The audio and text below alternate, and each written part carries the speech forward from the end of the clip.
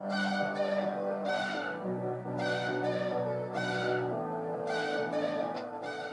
everyone, Rages here, bringing you guys the first wilderness guide of my series. This one's going to be on lava dragons.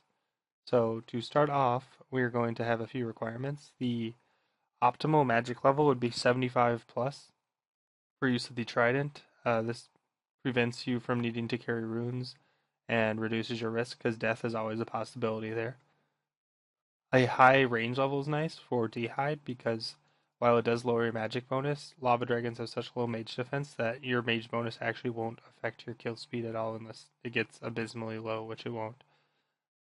Next, you need a DFS, lowers your magic, which again I said doesn't matter, but it gives you a lot more defense and some magic defense, which helps you escape PKers, which is nice. The occult necklace is really good for speeding up kills slightly, but it also comes at the risk of having a really low alch value. But I'd still recommend it. Just be careful to make sure you have to use a looting bag so that you don't keep any high alch value value items in your inventory that could possibly keep over it. You're gonna want to fill the rest of your slots with just free items, probably, because you don't want to risk anything, but you want to make your chances of survival greatest. With the hard diaries from the wilderness section, you unlock the ability to use a shortcut at lava dragons, which I will show you guys right now and show you further in the video. Alright, so here's lava dragon now, and there's going to be a shortcut right here that lets you sneak into the aisle from the back, or more importantly, sneak out. This has proved to be super extremely useful to me. I've never died since the Wilderness Diaries have came out, and I've been able to piss off a lot of clans in doing so. It's pretty funny. Furthermore, um, to get max money per hour at Lava Dragons, you're going to want a few things. You're going to want the Wilderness Elite done. The Wilderness Elite has the benefit of making all dragon bones you obtain in the wilderness noted. So that means you can stay there for considerably longer because you're really only accumulating half the inventory space that you normally would be. You can make this even better by being on Lunars and having beaten the Fremenink Hard Diary. This will unlock Tan Leather spell, which allows you to tan your leather, your black D'hides as you get them. This will even further reduce the amount of inventory you're taking up and get you D'hide buys, which are about 9k each almost when you sell them, so that's pretty nice. The drawback to that is you actually take so long out there that your chance of seeing a clan is almost 100%, and if you happen to be unfortunate enough to see them toward the end, you're now risking close to a mil in noted bones and D'hide stored in your thing. So I actually tend not to use the tan leather option just because it's, from what I found, just getting noted bones and banking them seems to be the optimal in terms of self-preservation from clans. So that's would be my recommendation is not using that, but it does actually result in the best money per hour, assuming you can avoid clans. All right. So now we're gonna discuss ways to get there. The There's two problems. If you don't have this guide, the best way to get there is gonna not work for you, which is just teleport to Corporal Beast and run north. Um, the other ways to get there are using the canoe, which is right over here. And that actually, this again is assuming that you have the wilderness hard done. But that will dump you off right here, which is extremely close. But then you need to have an axe in your inventory. And overall, when you account for time taken to cut the tree, it's about the same as just taking a games necklace and running north. Just a bit nicer on your run energy this way, but shouldn't be too bad either way. For those of you who do not have the wilderness hard done, your best bet is either going to be doing the Anacarl telly to right here on the Ancients, and if you don't want to do that, your next best bet is just using the edge of a lever to dump you off here, and then you run around. Uh, Overall, though, my favorite method is just using the games necklace due to the simplicity of it and everything, and it works pretty nice. So next, I'm going to show you guys how you get there from the games necklace place. This is my actual inventory I bring each time. I never actually use any of it. It's all just for. Well, I'll take that back. I use the pestle and mortar, and the looting bag, and the glory to escape. But these are only used. These other items are just for avoiding clans. And you don't really need a full inventory because usually you just have to survive long enough to get to the bottom of the aisle where the agility shortcut is, and then once you're there, you're home free.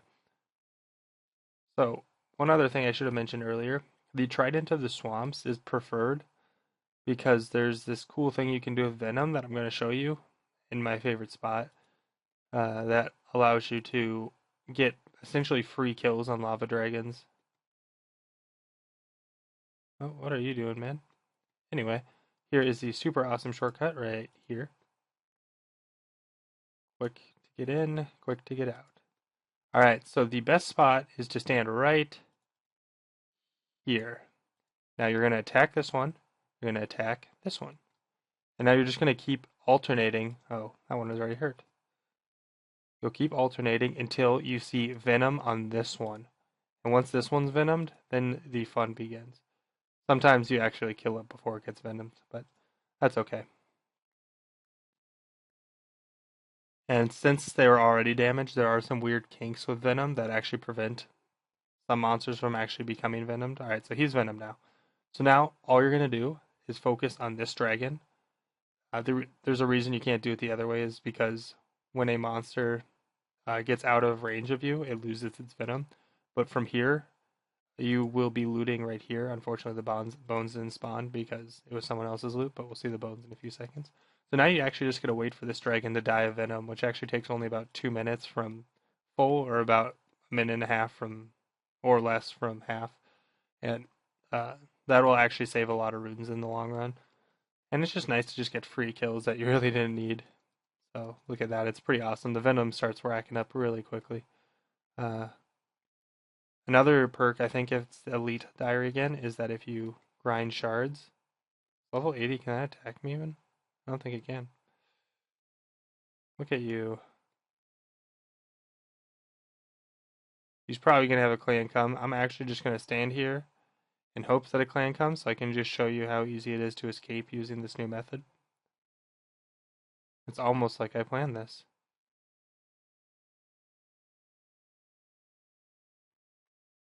So, he just attempted to kill me. Alright, so you're going to grind those, obviously. You're going to deposit those in your looting bag. And just keep doing that, really. And you will rack up money pretty fast.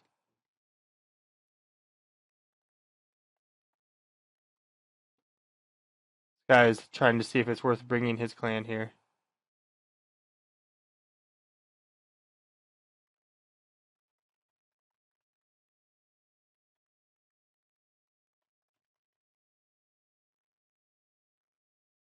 I don't really know. He must have thought my armor looked cool, but remember, guys, this is all free to reobtain and provides a pretty decent defense bonus. Doesn't look like he has anyone in his clan who can attack me. Uh, Another item to bring is the Ring of Wealth Eye, because these have a 1 in 250 normally chance of dropping Elite Clue Scrolls, I believe, and with the Ring of Wealth Eye, that chance is reduced to 1 in 125, which is actually pretty common. You get about 50 to 60 kills an hour using this method. You always want to be vigilant, but usually nothing bad's going to happen. I used to always log out, and you no longer need to do that. And the problem with logging out is sometimes you won't get your own loot then, which is annoying. So now, once you have to get a new one set up, you just keep going back and forth. So he's Venom now. I don't know why I ran there. And now you literally just wait for him to die. And it works really well.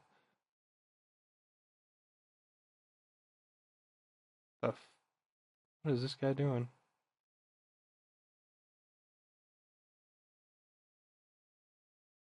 Some PKers here really confuse me. If you do have the tenacity and you don't have an occult necklace, I really suggest wearing a serpentine helmet. And you don't actually need to wear it, you just need to flick it when a PKer comes. And what this does is it venoms them, and that usually discourages them from continuing the fight. Usually right away they don't notice, but once it starts hitting 10 pluses, they just start saying, like, fuck this shit and walking away. I'm going to show you, hopefully I'll get more clips of this. when I fish at dark crabs, I wear the serpentine helmet, and I've gotten tons of technically kills where I don't even get the loot because they just died of venom. And I was just kept fishing and cooking my fish and tanking them, and it's actually quite funny. A trip here is usually going to last about 20 to 30 minutes. I'm just going to show you guys one more kill and then probably call it good. But you, so you get about 2 sets of these an hour for a total of, like I said, about 50 to 60 lava dragon bones. Just to quickly run over profit with you. So they have a 1 in 5k chance of Visage, which is tied for the best in the game. Uh, I'm not going to actually expect to get that during my series, but I've seen several people who do get it, and congrats to them. Even lower level. Anyway, on top of the aforementioned, oh, this guy's going to die. Poor guy. Too bad he doesn't have the wilderness hard escape. Oh, this guy's fucked up. Anyway, the last thoughts I'd like to mention are, oh, his clan came. You guys are in for a really lame clan battle. Holy shit. But yeah, this is usually what happens now is there's enough clan PKers here that it actually just turns into clans fighting clans, and I'd say as their ability to kill PKers has diminished greatly because of this shortcut and just existing knowledge of the area. So if you aren't planning on getting an or a Visage, Onyx bolts are still very, very reliable money. You get about 36 to 60 an hour. On top of everything else that I've already mentioned, you're going to get about 50 lava dragon bones, which is total is about 150k. You'll get about you'll get exactly the same amount of dehides, hopefully, which will about double to about 300k.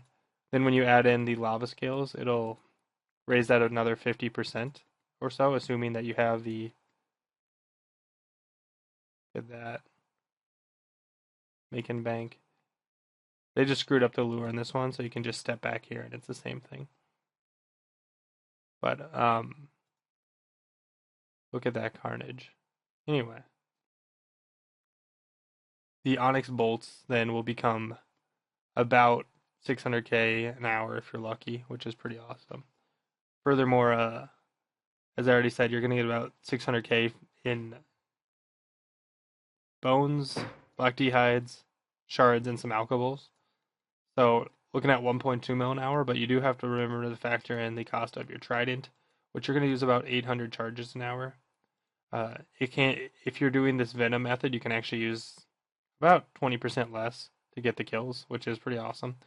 And 800 Trident cast is about 400 at 400 GP is 320k, so you're looking at like 800 900k an hour here, which is actually really cool. That's assuming no clans, of course, but you actually don't need to factor in deaths like you used to because there is this very like usable method that is super easy to escape with. So dying is a thing of the past here, unless it's just a massive clan, in which case, it happens. But that's the wilderness.